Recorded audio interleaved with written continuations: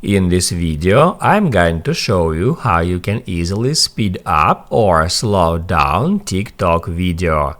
Be sure to watch the video to the very end so you don't make any mistakes, and of course do not forget to like this video and subscribe to my channel. So let's begin, and first off, open up TikTok app.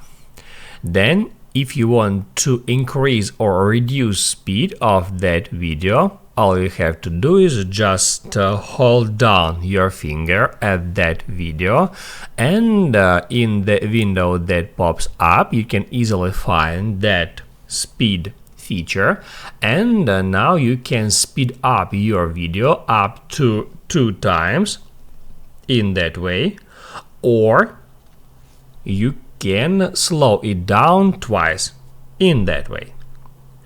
Now you can write down in the comments below if you have any questions about that tutorial, and also I recommend you to check out my TikTok tutorials playlist, which you can easily find in the description.